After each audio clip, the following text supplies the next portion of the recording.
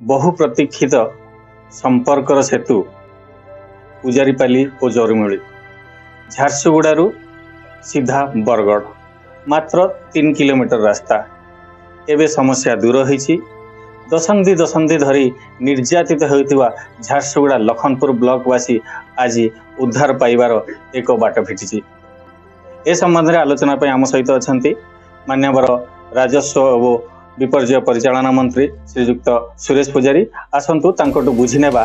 कौन ए संबंध में तांकर मतामत रही। सर दीर्घ वर्ष निर्यातित होते लखनपुर आपंकर उद्यम क्रमे कौन कह 7 दशंधि ऊर्ध होगा 75 वर्ष पूर्व हीराकुद बंध योजना को कार्यकारी करने से समय लक्षे लोक विस्थापित कराई से समय गणमाध्यम नाला नाला फुट कचेरी नाला राति राति हजार हजार ट्रक लगे लोक जोर जबरदस्त कर ट्रक बसई विभिन्न जगार नहीं डंप करते गोटे परिवार अधा बरगढ़ जाकि ओह्लैले अधा आसिक झारसुगुड़ा लखनपुर ओह्लैले से समय मोबाइल नथिला टेलीफोन नथिला किसी नथिला गोटे भाई केउंटी रहला आ गोटे भाई जानी पारला नहीं बापा केउंटी रहला स्त्री जानी पारला नहीं तेणु परिवार विच्छिन्न हो गला लक्षे लोक परिवार ये संपर्क सेतु पुणी तृतीय पीढ़ी को जोड़ जो मैंने विस्थापित होते से आम गहन ना जो स्वप्न संपर्क स्वप्न था से सफल है द्वितीय पीढ़ी सफल है तृतीय पीढ़ी आज जोड़ी है परस्पर सागर केवल झारसुगुड़ू बरगढ़ सीधा रास्ता खोल नुह छत्तीसगढ़ रायगढ़ हुसूर गोटे राज्य अंतरराज्य ब्रिज होटे सुंदरगढ़ हिमगिर अंचल जो मैंने जाऊँच घूरी बरगढ़ जाऊे हिमगिर रू बाहर बिगमपाली बाहर सीधा अंबाबना जरीमुंडी पहुँचे तेणु ये संपर्क सेतु दुईटा हृदय को जोड़ दुईटा मन को जोड़ दुईटा आत्मा को जोड़ तृतीय पीढ़ी न्याय पाइबे जोटा अजा पाइला नहीं बापा पाइला एवं सांसद थिला बेले ये विषय पार्लियामेंट रे उठी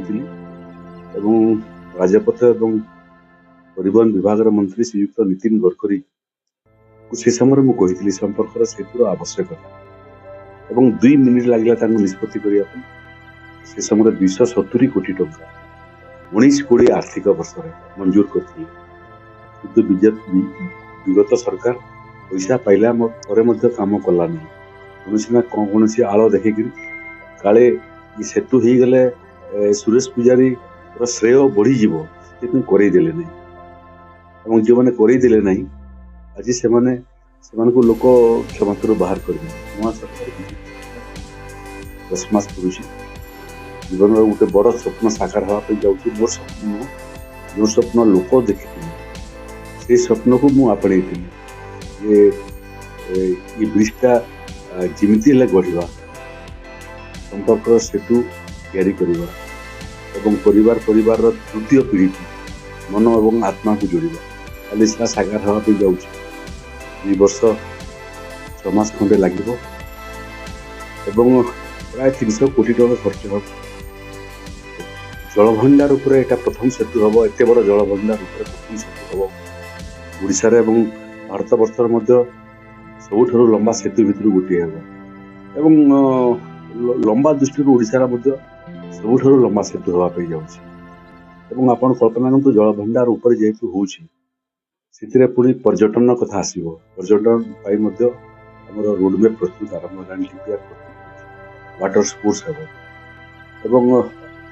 पूरा ब्रिज उभय पार्श्व आलोकित हम हजार हजार पर्यटक आसवे से पांथशाला निर्माण हो ओडिशार